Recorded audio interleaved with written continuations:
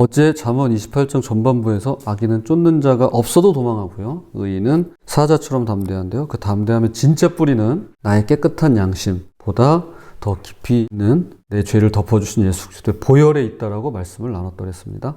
오늘은 한 걸음 더 들어갑니다. 그 담대한 의인이 세상 속에서 실제로 어떻게 살아야 하며 그런 분들이 많아지면 세상에 어떤 일이 일어나는가 라는 것입니다. 그런데 말씀을 보면 볼수록 지금 우리가 사는 현대와 놀라울 만큼 닮아 있는데요. 그래서 오늘은 현대사회의 이야기들이 좀 많이 나오네요. 두 가지로 함께 살펴보도록 하겠습니다. 첫째로, 탐욕은 반드시 대가를 치릅니다. 15, 16절입니다. 가난한 백성을 압제하는 악한 관원은 부르짖는 사자와 주린곰 같으니라. 무지한 치리자는 포악을 크게 행하거니와 탐욕을 미워하는 자는 장수하리라. 악하고 포악한 지도자들은 마치 굶주린 맹수와 같고요.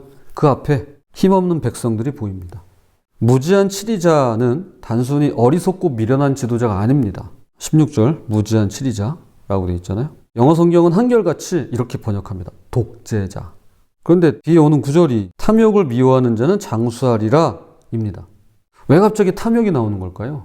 악하고 포악하며 압제하는 독재자의 뿌리가 바로 탐욕이기 때문에 그러합니다. 지혜가 없으면 탐욕을 억제하지 못하고요. 탐욕을 억제하지 못하면 독재자가 됩니다.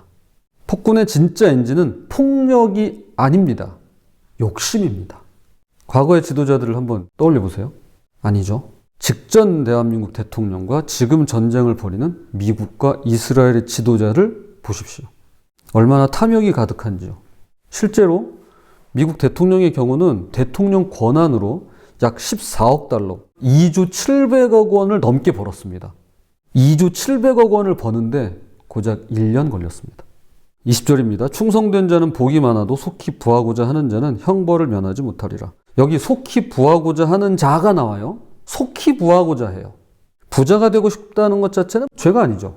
저도 부자 되고 싶어요. 문제는 속히입니다. 속히. 그 과정에서 신실함을 잃거나 포기하기가 쉽기 때문입니다.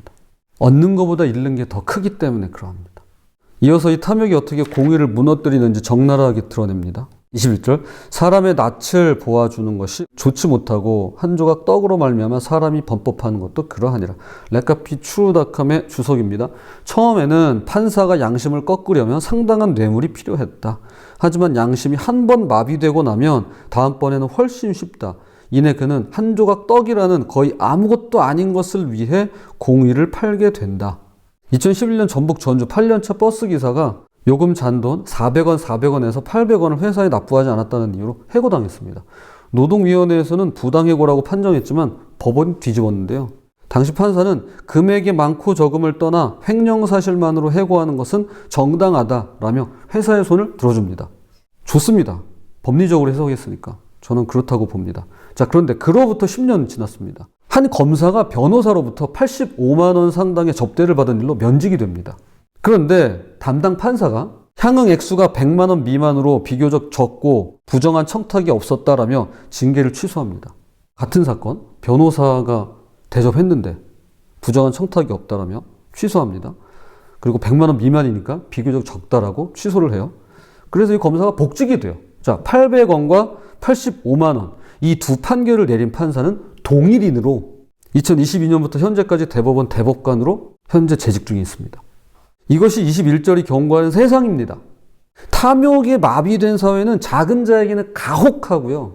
큰 자에게는 한없이 관대합니다.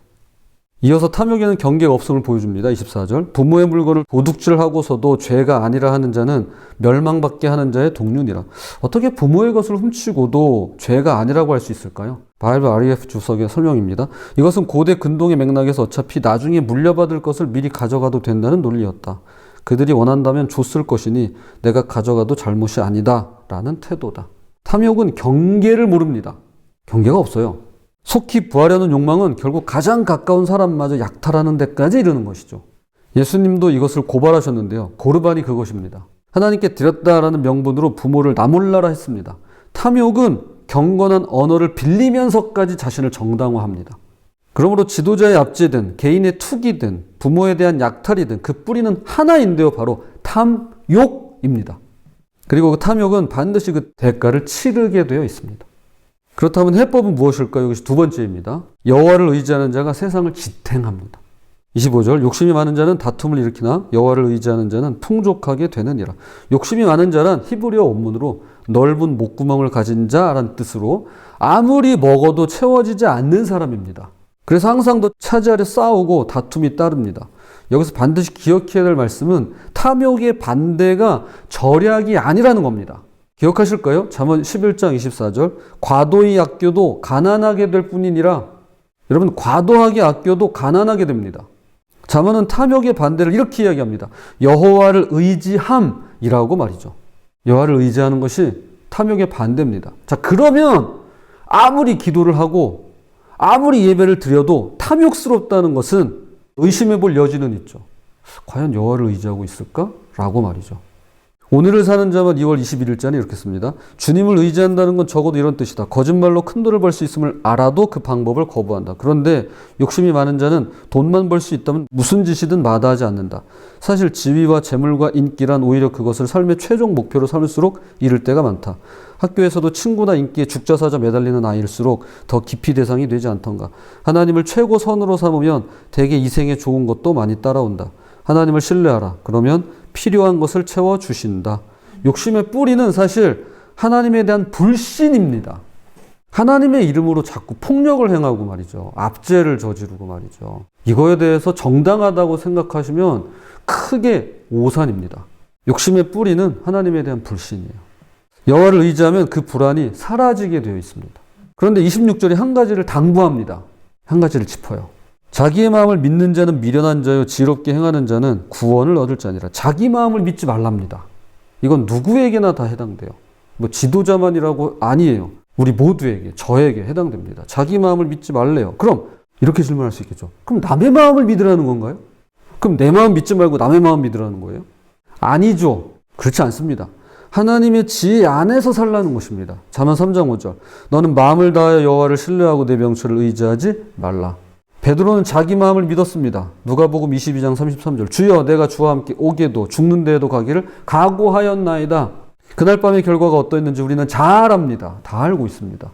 과거 사람들 알았고요. 현재도 알고요. 앞으로 미래에 태어날 세대들도 다 알게 될 것입니다.